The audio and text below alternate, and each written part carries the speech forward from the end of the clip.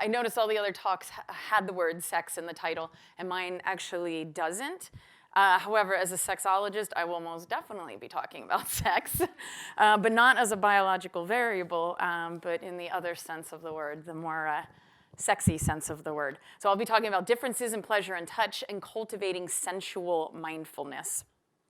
And speaking of sex, porn. There was this fantastic research study a while back where they showed porn to women and men, and while they recorded their physiological arousal.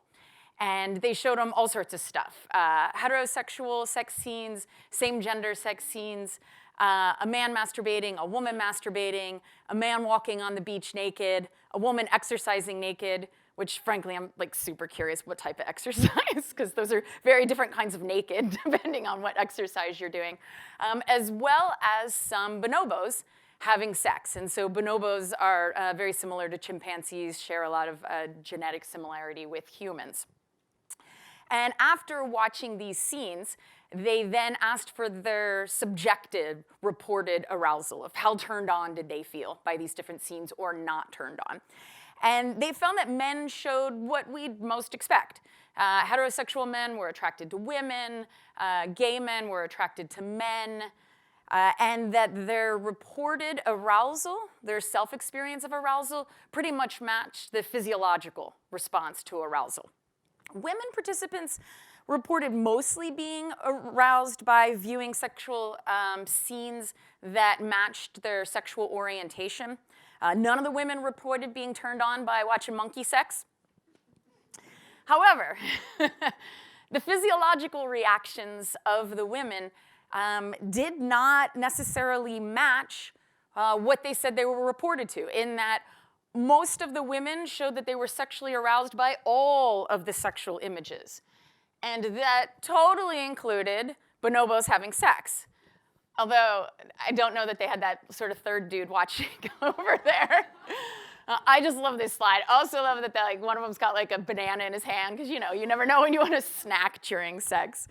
So this poses a question: how is it possible that women are aroused by viewing sex acts, but they are not necessarily perceiving some of it as arousing or as pleasurable, or that they feel desire attached to it?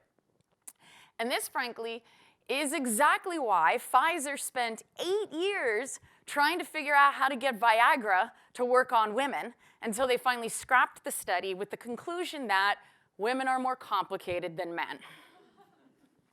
So clearly there's other factors going on when it comes to perceiving sexual stimuli. There are other factors going on, and that's what I'm going to be digging into this afternoon as your final talk, and how this impacts our perception of pleasure and our perception of touch from other humans. So I'm not a researcher. I'm not an academic. I call myself a rogue sociologist since I finished my PhD 14 years ago.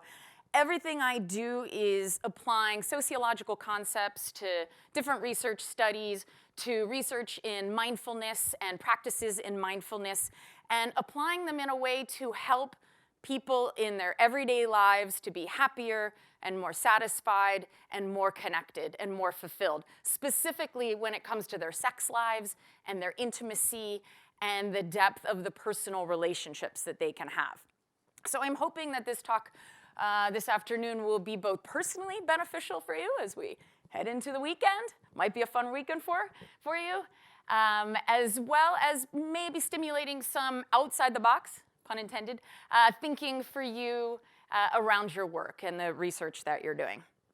And most of the language and terms that I use will be more mainstream than perhaps what you're using in an academic setting, so some of the terms might be slightly different. So think more like Cosmo cover headline, top 5 ways to enjoy giving BJs, but grounded more in research and experiences with clients and audiences, as well as through the lens of a practical skill building lens in terms of me as a sex coach and around sex and intimacy. And so I recently attended the 24th Congress of the World Association for Sexual Health, and it was in Mexico City. And I was there as an attendee, and I was also speaking on sex coaching specifically.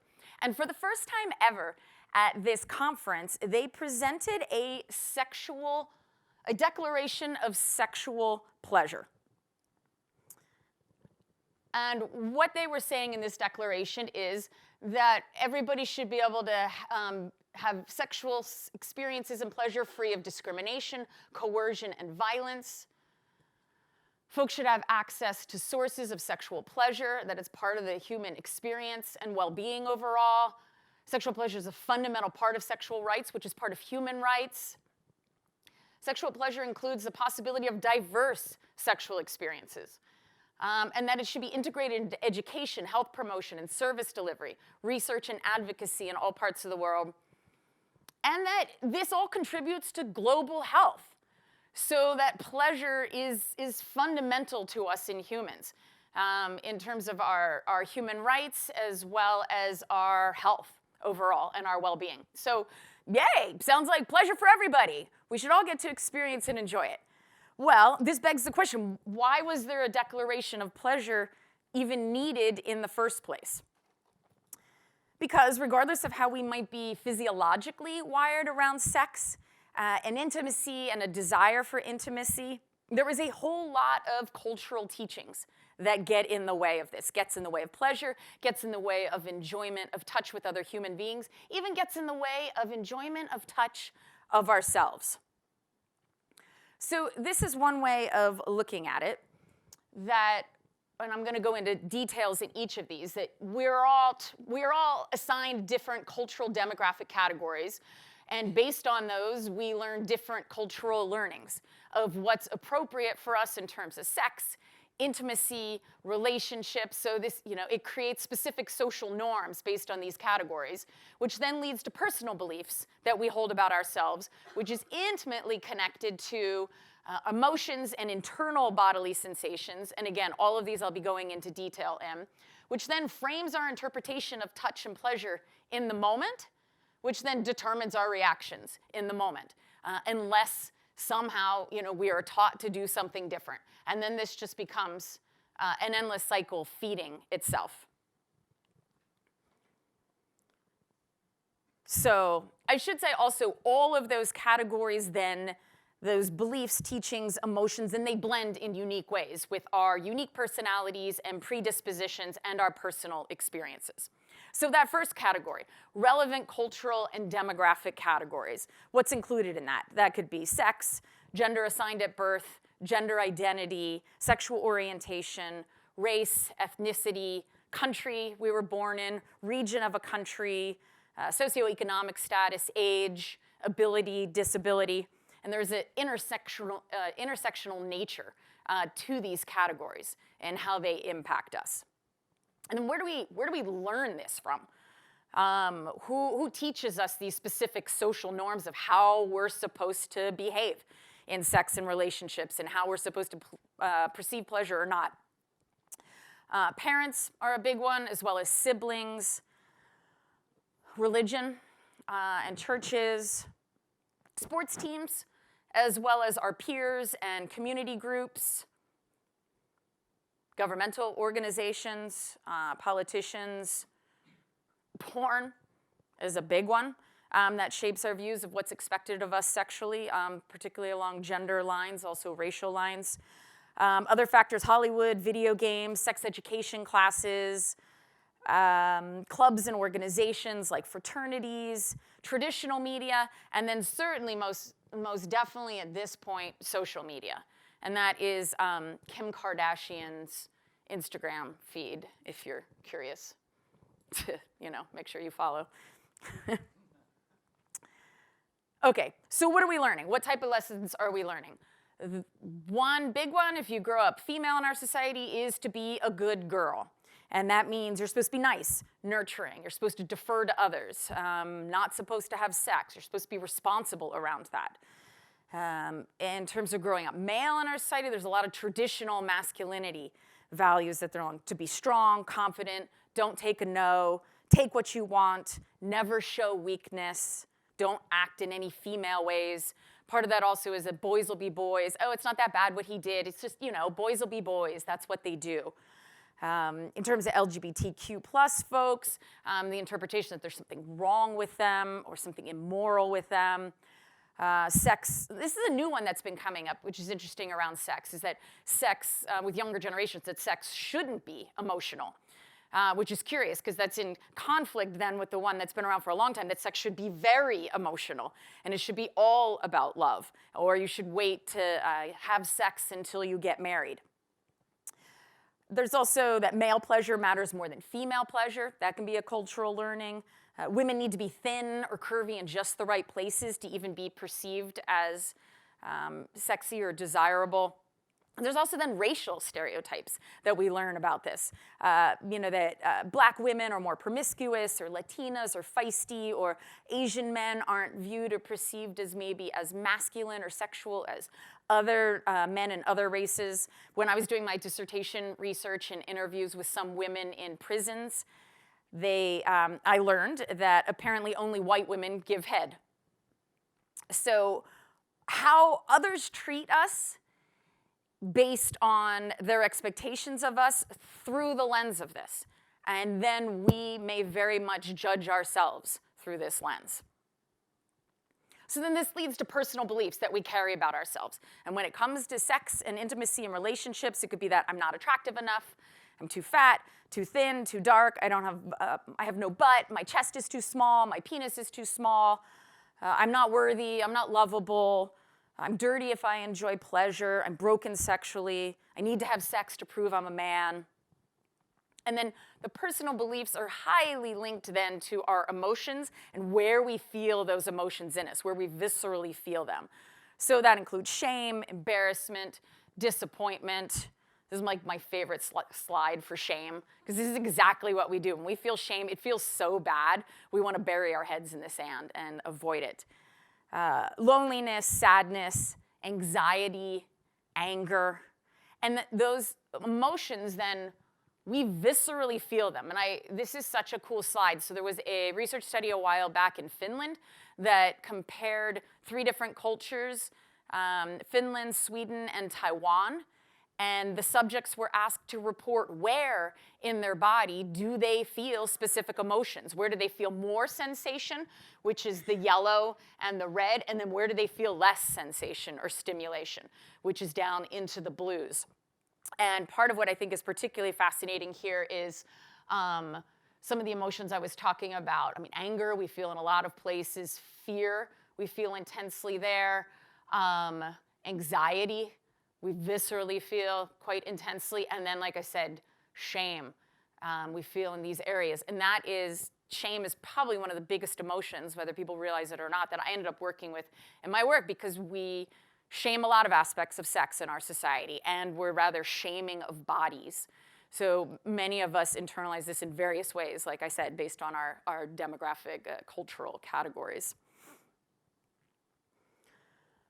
So this then can create unhealthy interpretations and framings in a moment, in a sexual moment, in a potentially touch moment and environment with another human. And so they seem to kind of fall into 2 categories. First is fear of what others will think or do. So this is like, I have to go along with what the other person wants in this sexual situation. I have to get drunk or high to be able to go along with this or do this. I need to look sexy to be desirable. I can't seem like I want too much sex or enjoy my pleasure too much. And then on the flip side, there can be just this pure self-interest. Like, I need to get what I want out of this sexual situation. This feels so good right now, and that's all that matters. I'll be mocked by my friends if I don't go through with this. And some of this is based on some of the work I do is around consent on college campuses. I travel the country speaking about it. So some of this is through that lens of the gender power dynamics that can create coercive sexual interactions. But this can happen for folks at any age and in any gender orientation. So what are the responses and outcomes? We become disconnected from our own sexual arousal. You go through with what's expected instead of what you want.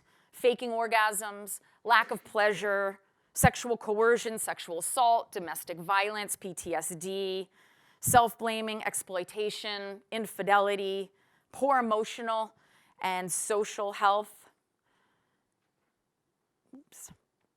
women not masturbating or not feeling like they're allowed to explore their bodies, and then a lot of numbing with pot and alcohol to be able to move into a sexual situation and not feel sexual anxiety.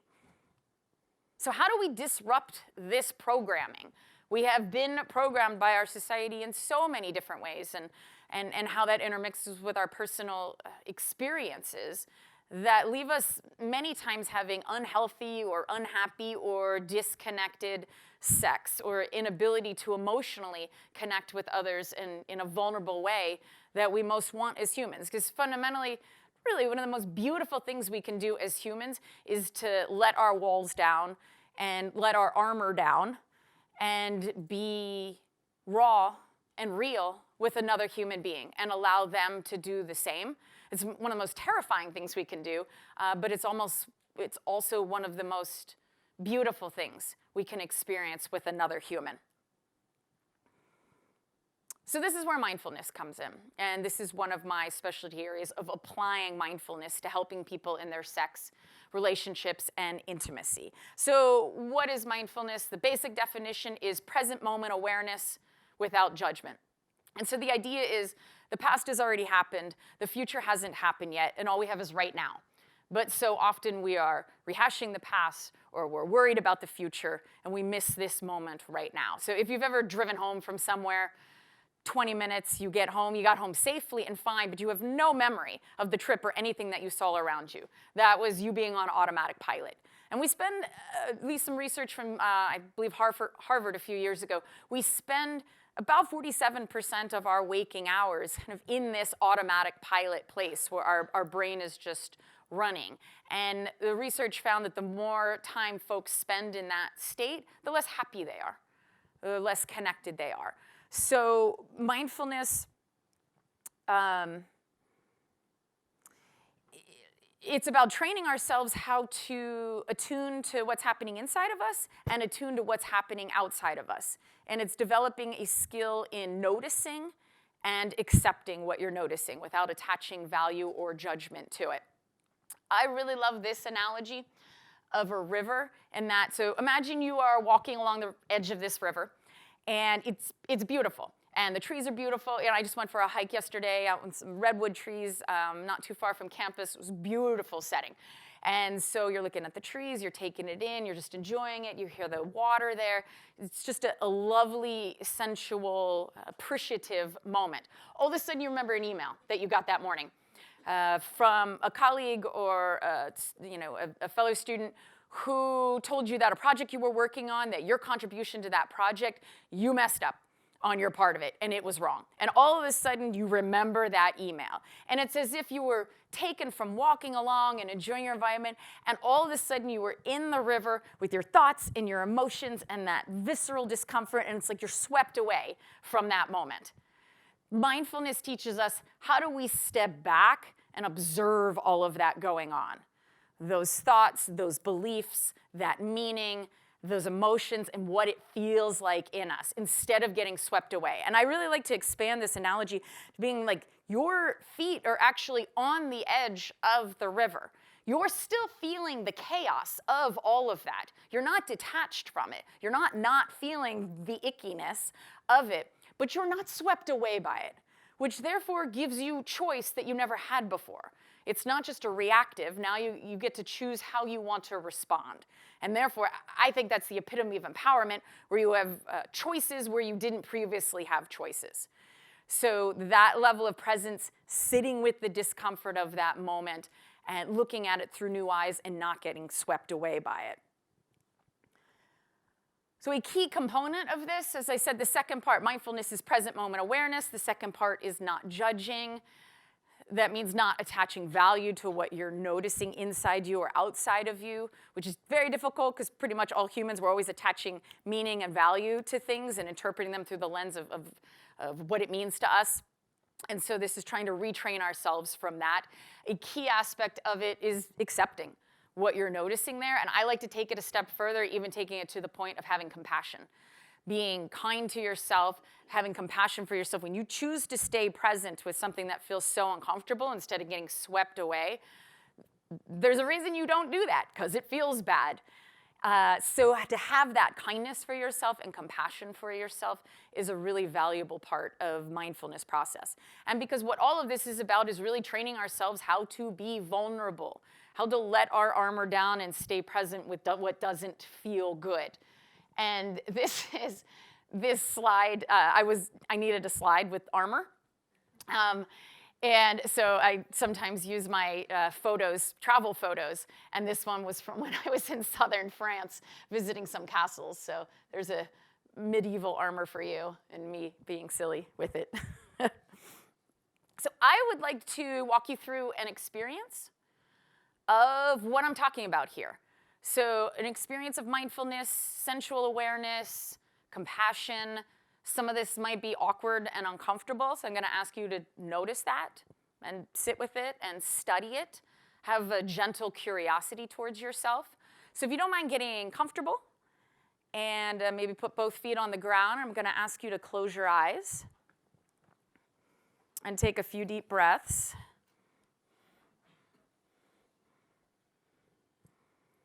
And take the type of breaths where you fill up your belly, all the way up to your chest, to your throat, and then a full exhale all the way out.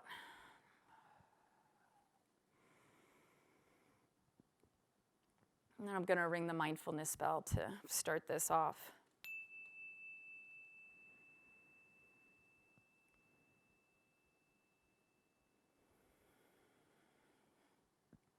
So again, take a few more deep breaths. Just focus on your breath right now.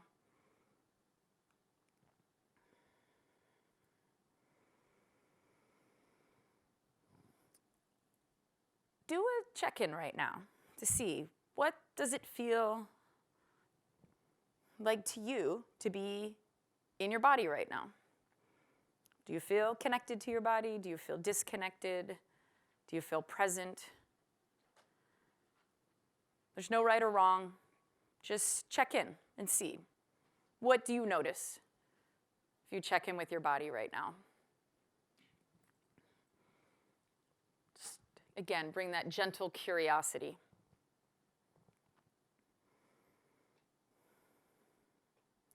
Now I want to shift your focus to your sense of hearing. You hear my voice. Maybe you hear the hum of the projector. Folks moving around a little bit. Again, just observe. See what you notice.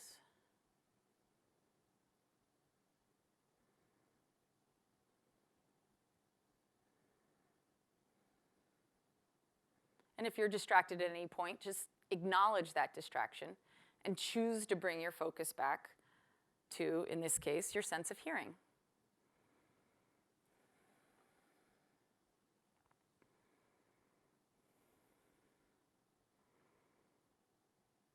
Now shift your focus to your sense of external touch on your skin or pressure. Do you feel your clothes on you, your hair on the back of your neck, the seat under you, the floor under your feet? Again, just observe. See what's there for you to notice without adding any additional meaning to it.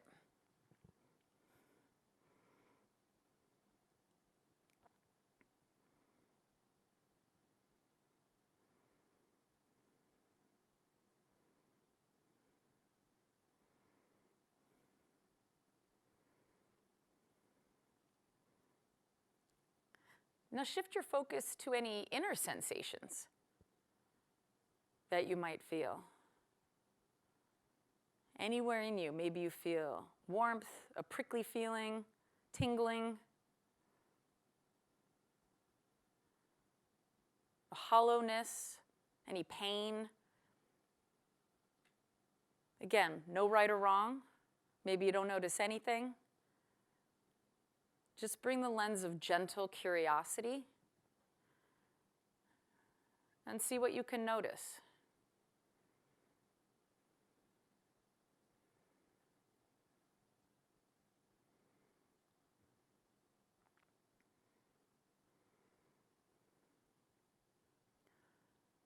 Now shift your focus to your sense of smell. Anything you notice around you. Some coffee, some perfume or cologne. Maybe nothing you can really discern. Just see if there's anything there.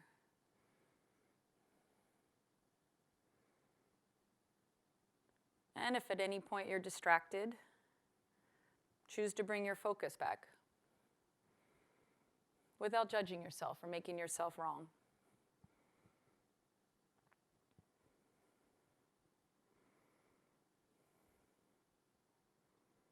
Now shift your focus to your sense of taste. Anything in your mouth you're noticing? Snack you had, your lunch, a drink. Just be curious in your mouth.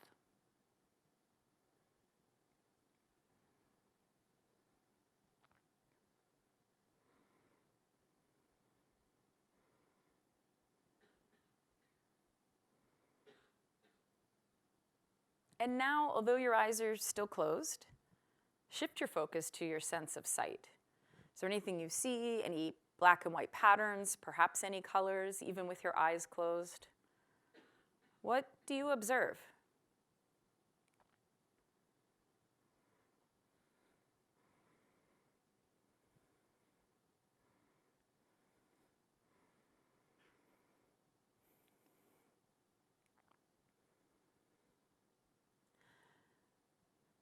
And now, just like we did a few minutes ago, check in now and see what it's like to be present in your body. Do you feel more attuned, less attuned, the same? And again, this is not meant to judge yourself, just to notice and be curious.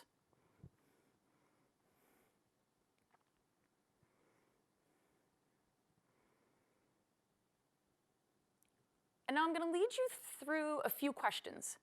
And I want you to see if any of these questions evoke any emotional response in you. So this might be uncomfortable a bit. So I encourage you to notice that discomfort, be curious and kind to that discomfort. And if something particularly visceral comes up for you, you can just stay with that feeling, even if I'm going on and asking a few more questions. So I want you to think about a time that you felt judged by someone else for how your body looked. Or you felt judged for some aspect of your sexuality or your sexual expression.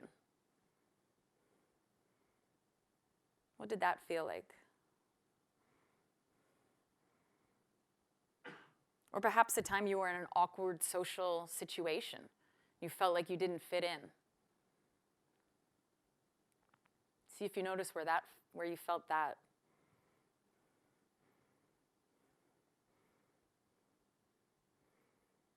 Or maybe there was a time you didn't feel smart enough or struggled to get a concept, or you didn't do well in a class.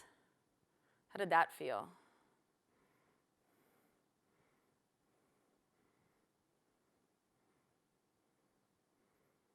Was there a time you felt rejected in an intimate setting, or that you feared rejection? Where do you feel that fear inside you? Or a time that people were making fun of you?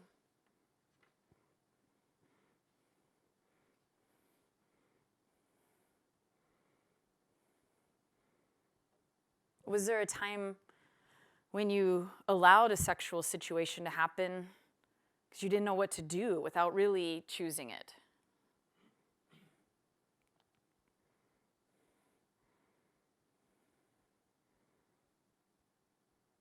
Do you think there was a time that someone was scared of you? What did that feel like?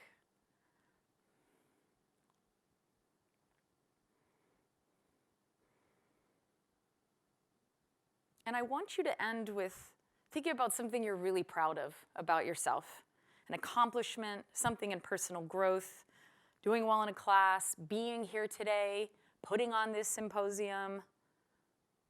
See if you can feel appreciation and warmth and expansion in your chest, and feeling that positive pride and accomplishment about yourself.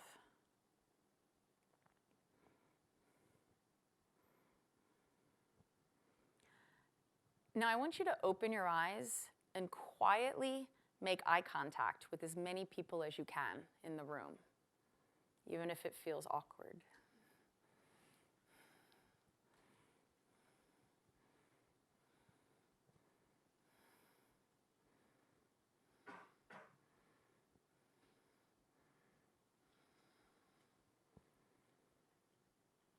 Okay, now close your eyes again.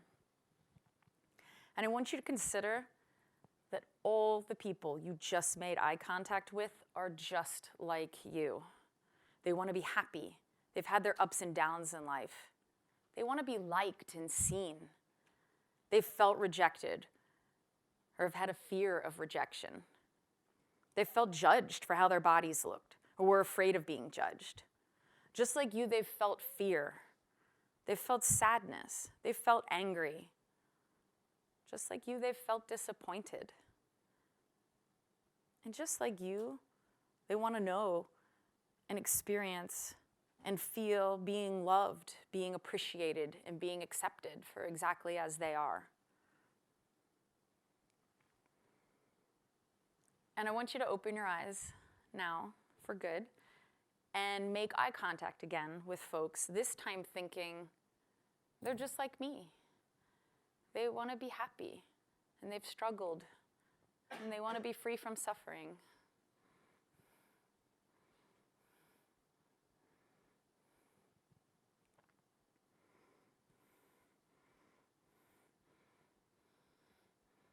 All right, I'll ring the bell to officially end that.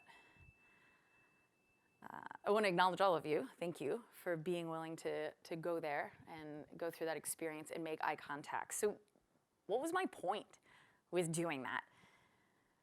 To help you check in with what's awareness of your senses feel like?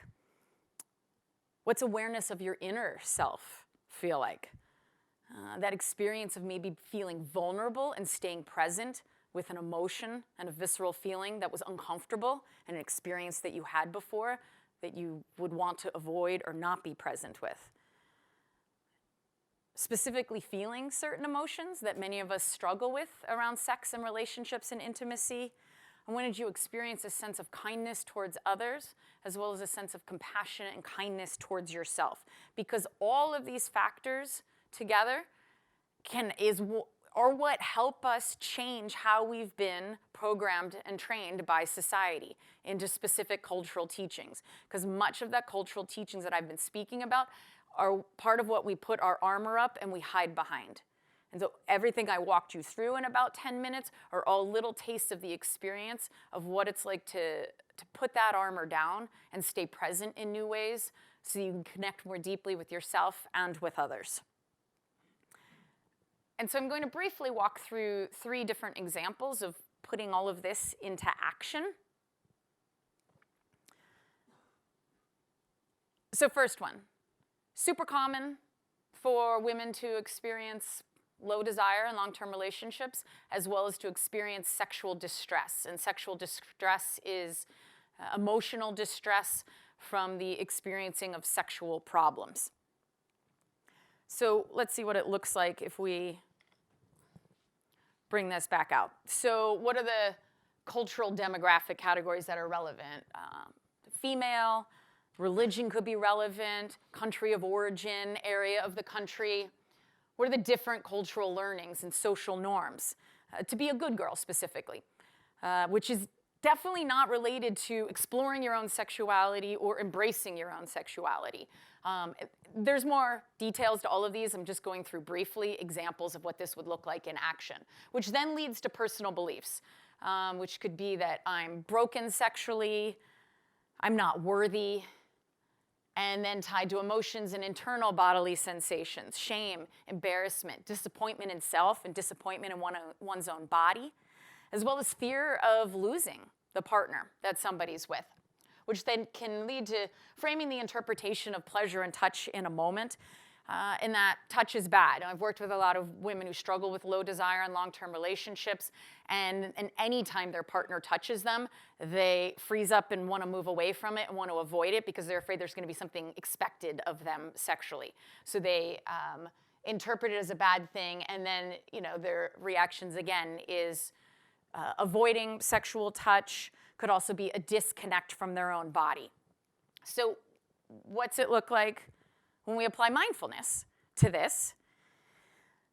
Well, there's been some fantastic research in this area. Dr. Lori Brotto, who is a researcher and professor out of Vancouver, Canada, she's been researching for maybe 18 years or so, using ongoing mindfulness activities and interventions specifically to improve women's sexual well-being. So Lori Brotto's research found that over so many years, and she said many students and colleagues doing this research as well, that these mindfulness interventions totally improved women's desire, improved their arousal, reduced vulva pain, specifically for women who had been struggling with sexual distress after going through cancer. Also reduced sexual distress and emotional distress as related to perceived sexual problems, also as related to, yay, thank you, as related to sexual assault. So it reduced sexual distress after sexual assault and increased sexual satisfaction overall for these women. So really quite a sexual panacea in many ways. And the benefits seem to be related to two different aspects of mindfulness. So if you recall, I said mindfulness at its most basic definition is present moment awareness and not judging what you notice. So in terms of present moment awareness, what women were learning to do was to notice at more subtle levels arousal in their body and desire in their body that did exist. And so instead of being disconnected from their bodies, they were more connected in their bodies and in a way that felt quite empowering to them. And then they also had greater mental, physical, and emotional acceptance of themselves and their bodies and any sexual concerns that they had. So they had a reduction of feeling judgment towards themselves. So you could see at that basic level how being more aware of what's going on inside of you and accepting yourself better and not judging absolutely was really powerful for women who were willing to put in the effort of doing ongoing mindfulness and meditation skill building. And this same thing can be really beneficial for men who are experiencing distressing thoughts in a sexual situation. Perhaps they've experienced some erectile concerns, which then the more then they get anxious about it and worry about it becomes a self-fulfilling prophecy. And these type of mindfulness interventions and awareness of self and acceptance of self can help disrupt cycles like that as well. So second issue, men touching other men in a platonic way, it can be particularly taboo in the West in a way that's not limiting for women. And so this photo on the left is actually from the 1800s, when it was not uncommon for men that were friends to have a lot of platonic touch with each other, to share beds with each other, to drape themselves over each other as they would go out and take photos with each other. And the photo on the right is a photo from today, which many of us now have a different lens of looking through it that's changed in the past 100+ years. We would definitely, with that type of intimacy between two men, we would probably perceive that they were probably gay, or they were probably together in some way.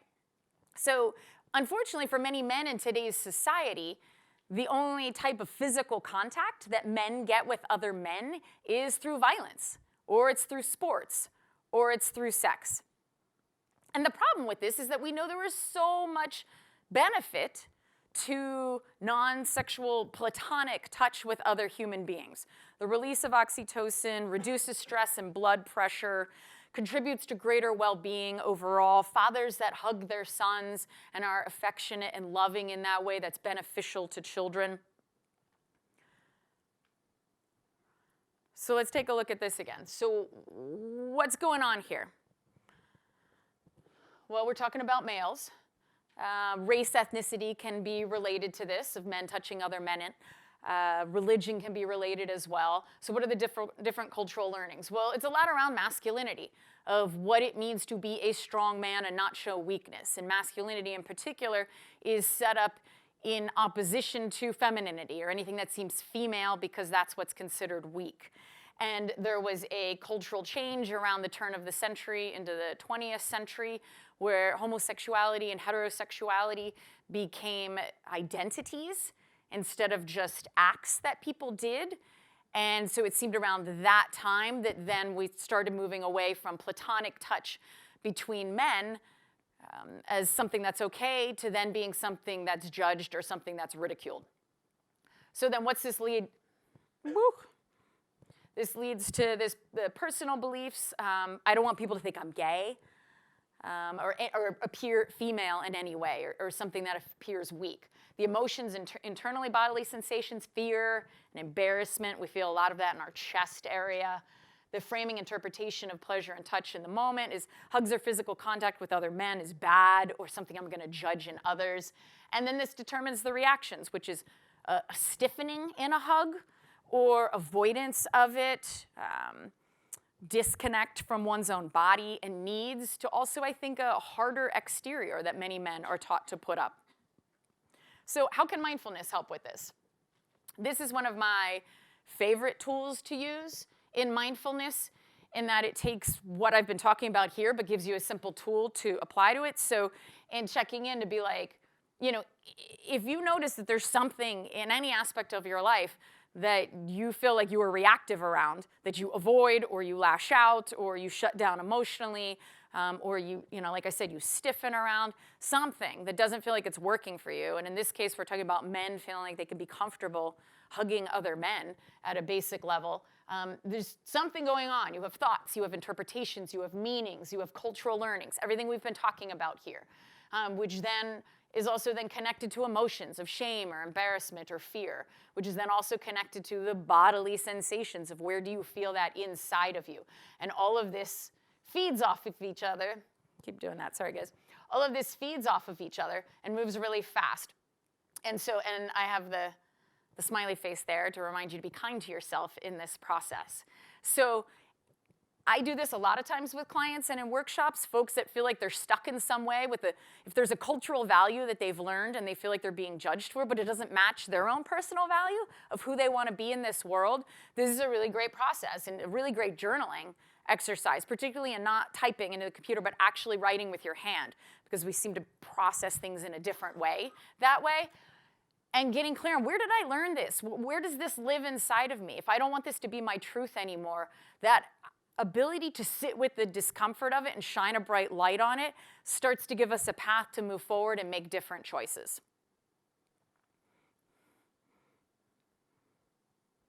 And the final example. Super common for women to experience body image concerns in our society. We learn from birth, often many women, that our appearance is our value and our worth. And this could be body overall, this could be specific body parts, this could be appearance of genitals. Men as well, though, we're having more and more emphasis in society switching towards the appearance of men as well. And as tied to their masculinity and tied to muscles, also going to be tied to size of their penis. So I'm going to walk through just the specific example of female body image, because that's much more prevalent still. So cultural, demographic relevant categories, female, race and ethnicity can be relevant, socioeconomic status, country where you grew up. What are the cultural learnings? That appearance equals worth, that thinness equals worth. And then this leads to personal beliefs. I'm too fat, I'm not lovable. And then this is, like I said, intimately tied to emotions and internal bodily sensations, particularly shame and embarrassment around bodies. Frames interpretation of touch and pleasure in the moment. I'm not worthy of touch and pleasure. And then determines the reactions, which could be drinking more alcohol to numb social awkwardness. Could be avoidance of touch and sexual activity overall. Also, sometimes there's some research that shows that women, if they feel like they're heavier than what is okay in society, they'd be more likely to give sexual pleasure and less likely to receive because they don't feel deserving of it. This can also be connected to how we feel. Like there's genital shame for women about how their genitals look or smell. There's something wrong, because we're not really taught growing up that genitals look really, really different. And so for many, particularly young women, college women, they may be more likely to give oral sex, and they feel like there's an obligation to do it, but they don't ask in return. And some is because they feel like they can't or shouldn't, or that their pleasure doesn't matter as much, or that they're embarrassed of their genitals and don't want anybody, they don't want a head down there seeing what they look like. So I'm going to use the same triangle, to talk about what to do with this. And this level of dropping into it, of being, getting clear on the thoughts, the interpretations, everything I've been talking about. Where did you learn this from? What does it mean to you? What emotions is it tied to, and where do you feel that inside of you? And again, this process of going through this, doing some writing on it, talking it through with someone else, talking it through with someone else who has their own similar experience, and building compassion for each other that way can be powerful, and being kind to yourself in the process. And then at that point, even just doing that process and choosing to sit with that discomfort instead of doing some automatic pattern around it, you are breaking a pattern by choosing to stay present with it, which already starts to unfold new paths forward. So as we wrap up, this is a picture of my website. And I have a specific reason why I'm showing this to you. I've had this for about the past 14 years, Dr. Jen's Den. There are so many videos on there. There are so many articles and talks. Yet there is one thing that gets the most hits by far on my website every month. It gets 5,000 hits every month. It is a page and a file called Meditative Masturbation for Women. I don't know who all the people are that are searching for this, but they are. And the reason I created it is because so many women have shame even touching themselves, because they have inherited and internalized these cultural learnings and these shame messages at such a deep level.